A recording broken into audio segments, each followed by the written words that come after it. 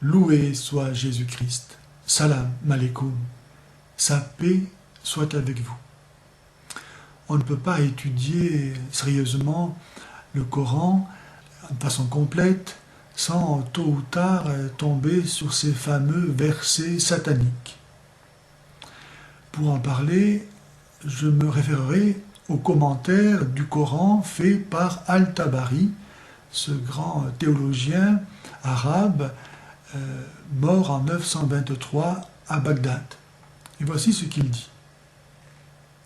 Puisque le prophète de l'islam s'était aperçu du fait que la tribu des Korachites était réticente à son égard, et puisque cela lui fut pénible à supporter, il souhaita que quelque chose lui vînt de la part de Dieu, pour les rapprocher, les Korachites, de lui.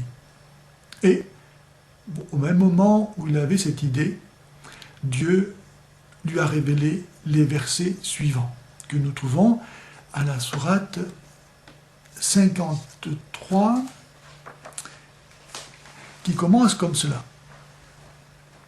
Par l'étoile, lorsqu'elle disparaît, votre compagnon n'est pas un égaré, il n'est pas dans l'erreur. On voit que ce n'est pas Allah qui parle ici, que le Coran ici n'est pas la parole d'Allah, car Dieu ne peut pas jurer, ne peut pas invoquer une autorité supérieure à la sienne. C'est donc Mohammed qui invoque l'autorité de l'étoile qui disparaît, et non pas celle de Dieu, pour faire son serment, pour assurer que ce qu'il va dire est vrai. Par l'étoile, lorsqu'elle disparaît, votre compagnon n'est pas un égaré, il n'est pas dans l'erreur.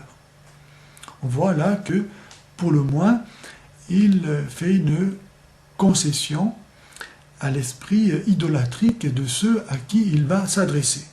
Et de fait, les fameux versets sataniques viennent un peu plus loin, au verset 19 et 20, car ce n'est pas la seule fois dans le Coran que Mohammed fait des serments en se référant, en invoquant l'autorité de quelque chose qui n'est pas Dieu.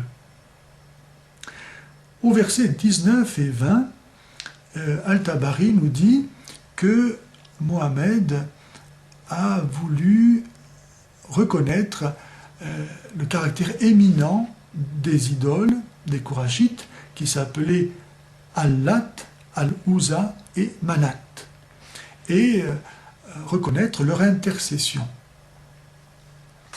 C'est ce qui est écrit, versets 19 et 20. Alors évidemment, ça a posé problème à Mohammed plus tard. On lui a fait remarquer que le monothéisme était incompatible avec la reconnaissance d'autres divinités. Et alors, c'est Allah qui va venir un peu plus tard le tirer d'affaire en révélant le verset suivant que l'on trouve à la sourate 22 et au verset 53, que je lis. Nous n'avons envoyé avant toi ni prophète ni apôtre sans que le démon intervienne dans ses désirs. Mais Dieu abroge ce que lance le démon.